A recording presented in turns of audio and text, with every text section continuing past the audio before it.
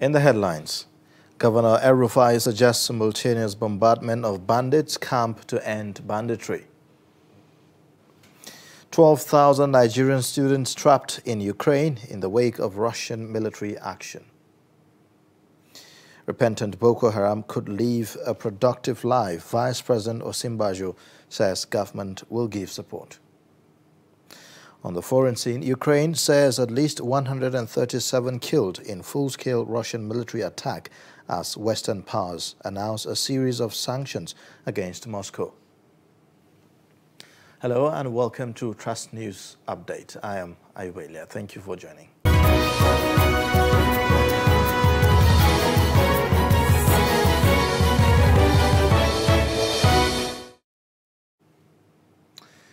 Now, Kaduna State Governor Nasir El-Rufai has said that the huge amount of money in the hands of bandits is enough to destabilize the country. The governor said this Thursday during the weekly briefing organized by the Presidential Communication Media Team at the Presidential Villa in Abuja. He said preliminary investigations had shown that some security operatives were part of the terrorism financing ring. The way to end this banditry is simultaneous military and ground operations. If we have the Air Force bombing the camps, we know where the camps are. We have the maps. We know everything. We have their phone numbers. We listen to their conversations sometimes.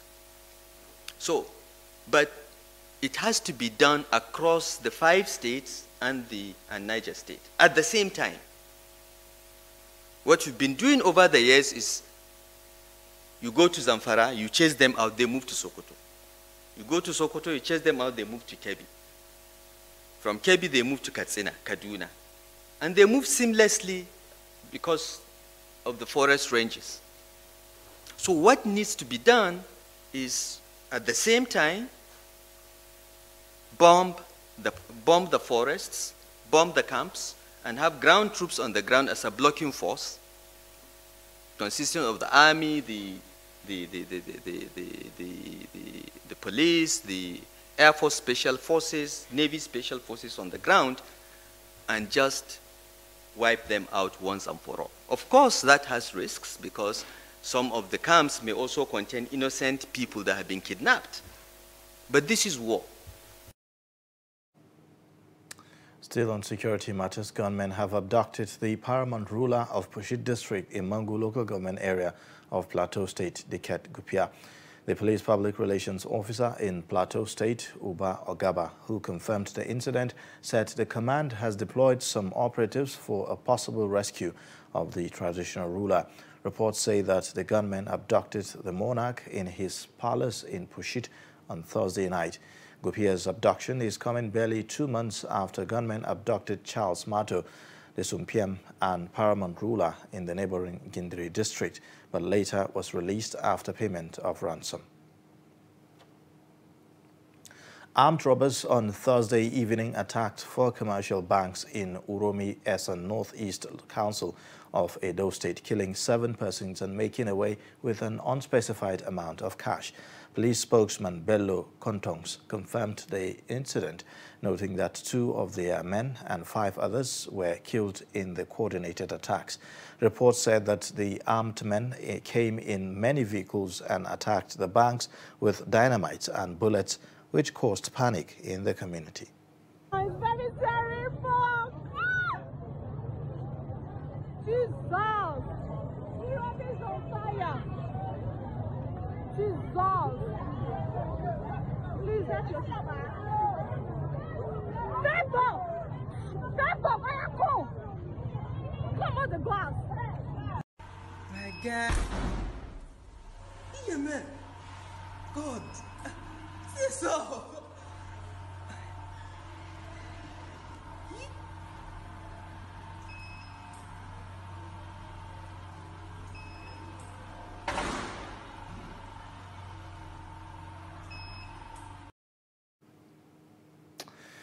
Now, on Russia-Ukraine crisis, Nigeria's House of Representatives on Thursday called for the immediate evacuation of Nigerians in Ukraine following reports of military action by Moscow. This followed a motion on matters of public importance on urgent need to evaluate the level of threats to Nigerians studying and living in Ukraine.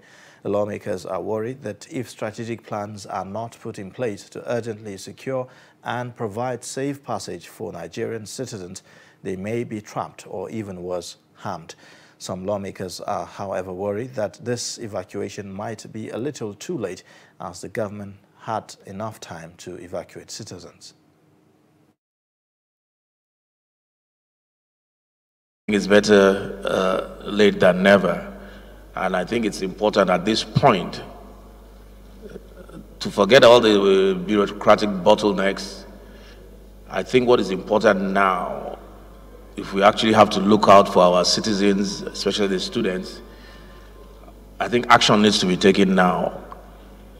And my thought is that the leader of the House and the chairman for Foreign Affairs, are you prepared to jet off to Ukraine tomorrow? Yes, sir. I think the leader of the House, the chairman of Foreign Affairs, yes, should liaise with the Foreign Affairs Ministry today. With all sense and of responsibility, if sir, nothing positive comes out of that meeting and it's all about red tape, or we have to do this, we have to do that, I think you should liaise with the chairman, Airpeace.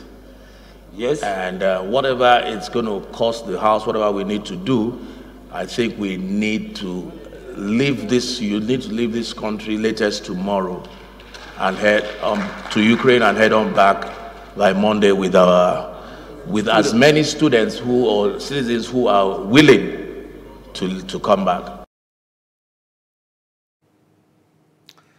Meanwhile, former Nigerian ambassador to Russia, Ambassador Jibrin Shinade, in a previous interview with Trust TV, has called for de-escalation between Russia and Ukraine.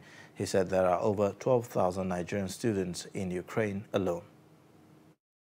Before I left, I was Nigerian ambassador to 15 countries, including Ukraine, because the Soviet Union broke up in 1991, and the split pieces became sovereign and independent since 1991, to which Ukraine was part of the then Soviet Union. We have a large number of Nigerian students there. When I was there, we had quite a number. But the last figure I got recently was that Nigeria has almost 12,000 students in Ukraine. So I know the country fairly well. It's a beautiful place, Kyiv, the capital, and we have many Nigerian students studying science, technology at the Ukrainian Institute of Science and Technology. We have a lot of Nigerians there. National Association of Nigerian Students in Ukraine has asked President Muhammadu Buhari to immediately evacuate them home because of the ongoing military action in Ukraine. The students, in a letter signed by an executive of the union, Eunice Eleka, said gunshots and explosives have raided the territories occupied by Nigerian citizens. The students prayed the president to consider their request with urgency it calls for. Now, the Vice President, Yemi Osinbajo, says the FG will empower repentant Boko Haram members to be self-reliant. Osinbajo said this while addressing repentant Boko Haram fighters at the Hajj camp of Air Force Base in Maiduguri. The Vice President is in Maiduguri on an official visit to Borno State to commission multiple projects and launching of MSME clinic.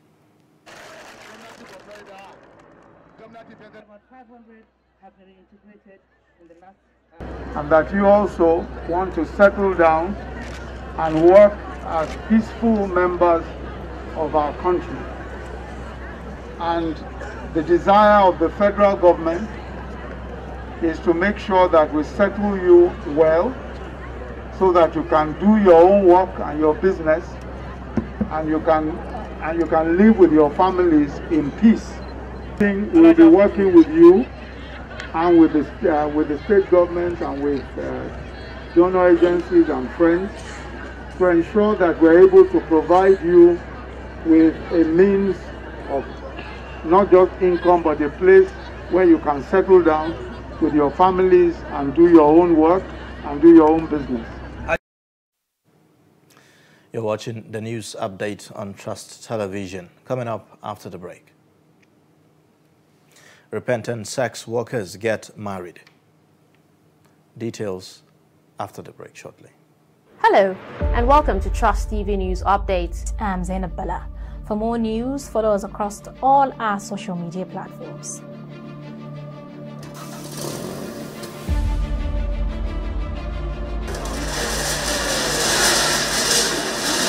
The nightmare that most of these Pape residents have dreaded for many years is finally happening. The place is a skeleton of itself, a place that was once busy with patients trooping in and out. I'm standing right now. I'm standing on top of the Maloney Hill in the ancient city of Kefi.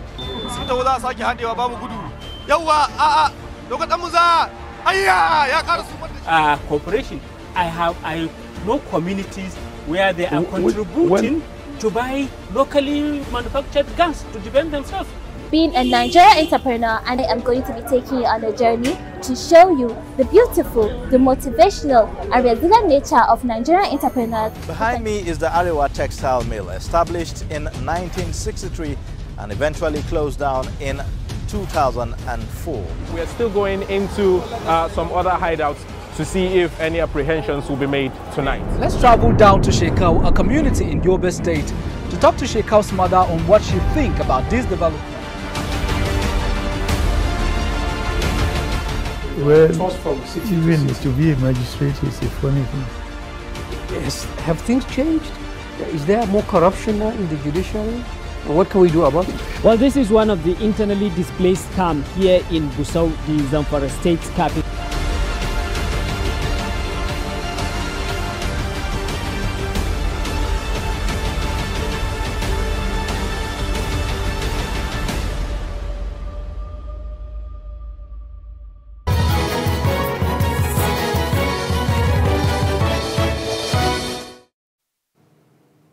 Thanks for staying. You're watching Trust News Update. Let's have another look at the top stories again. Kaduna State Governor Nasir El-Rufai has said that the huge amount of money in the hands of bandits is enough to destabilize the country. Former Nigerian ambassador to Russia, Ambassador Jibrin Shanade, has called for de-escalation between Russia and Ukraine, adding that there are over 12,000 Nigerian students in Ukraine alone. In other news, Nigeria Center for Disease Control, NCDC, has recorded 34 new COVID-19 infections across the country on Thursday. The agency's data show that 17,989 discharges were recorded. The NCDC said the report includes 17,984 community discharges from Lagos State and a backlog of discharges from Lagos from December 2021 to date. No death was recorded on Thursday, leaving the fatality figure at 3,142. Nigeria now has a total of 254,428 confirmed cases and 248,850 recoveries. Suspects arrested in connection with the killing of Captain Abdul Karim Na'Allah, son of Senator Bala Na'Allah, have been arraigned before a Kaduna State High Court on Thursday. The suspects were alleged to have killed Captain Na'Allah on August 30th last year at his Malali residence in Kaduna. Fatima Laden has more.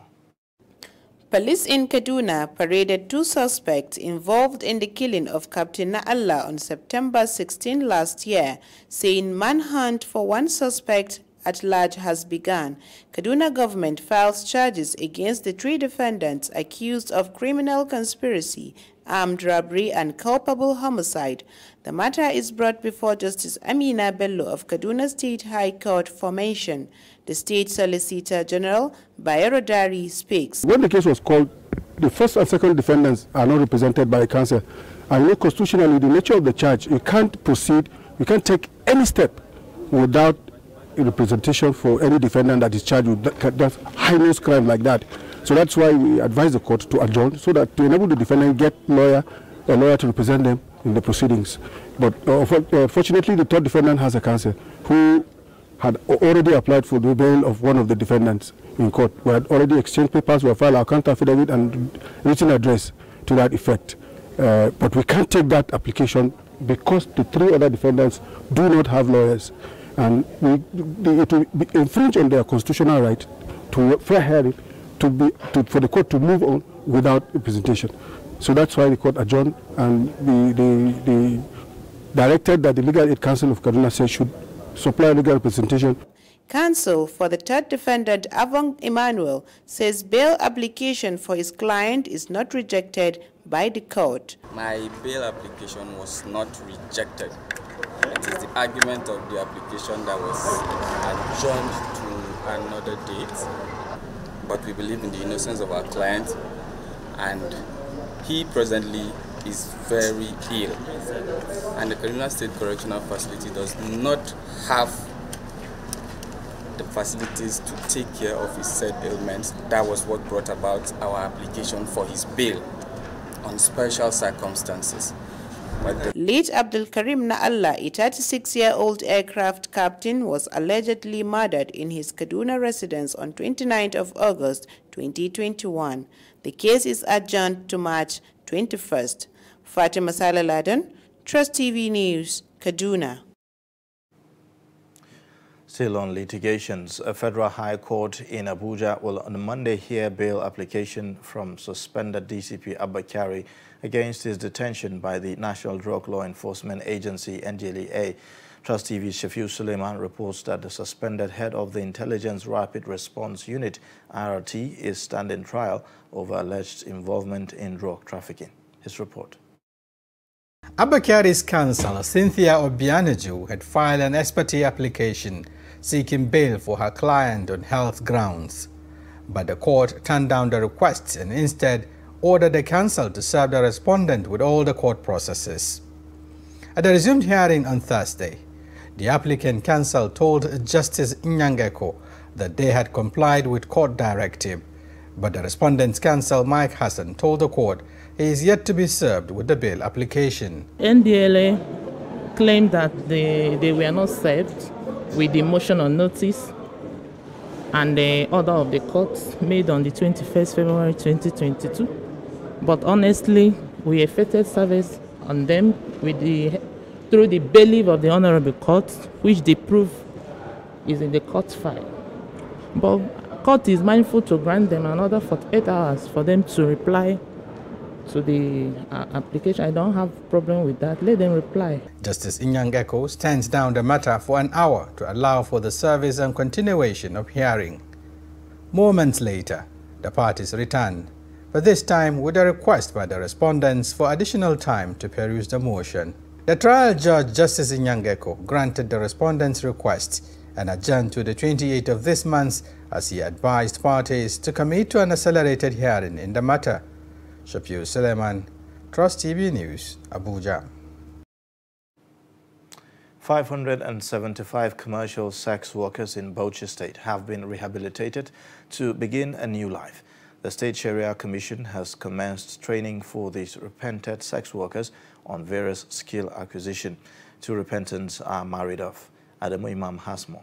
At the flag of ceremony held at Tudun Wadan Danya Bayangari in Bauchi Metropolis, the training was organized by the Hizbah unit of the State Sharia Commission with the aim to empower the sex workers on various trades such as cosmetology, computer literacy, as well as micro-enterprise enhancement. As you are all aware, and those who are following the trend of activities in the state knows that we, the people of Hizbah, that is staff of Hizbah and Bauchi Sharia Commission, we embark on a head count, in other words, census of the commercial sex workers who are living in this area.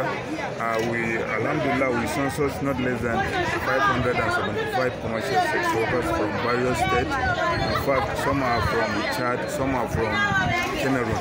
So we census them. Barrister Issa maintained that the training will last for 3 months, therefore providing them with the working tools and seed capital to establish their businesses. Out of these 575 commercial sex workers, they choose not less than 8 different businesses which they want to train on. For example, a lot of them choose issue of makeup, tailoring. The State Commissioner for Religious Affairs, Alhaji Umar Odubo, says they are proud of the cooperation accorded to the present government and the state, while appealing for their total repentance on such act. The new marriage contract was conducted by the chief imam in the area between the two repentant sex workers, which drew the attention of many who reside at Bayangari. The new couples thank God and promise not to engage on prostitution any longer.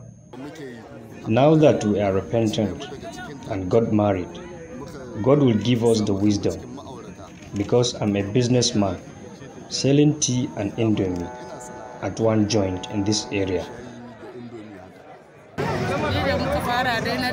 When we started, I went to the State Sharia Commission on our mission that I need to get married. They asked me, "Are you sure? Did you get a husband to marry?" I said, "Yes." "So you want to leave these ugly activities?" Again, I replied, "Yes." They promised to make necessary arrangements, and here we are.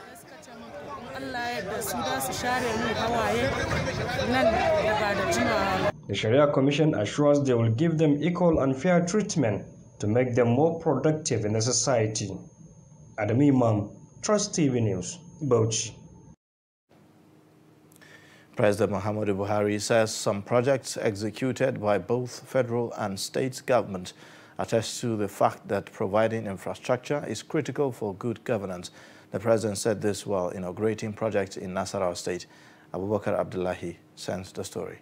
President Muhammadu Buhari is visiting Nasarawa State for the first time since the assumption of Abdullahi Sule as governor of the state. The reason for the 2 days working visit is for the project commissioning, which according to the president, while inaugurating them, have direct impact on the citizens.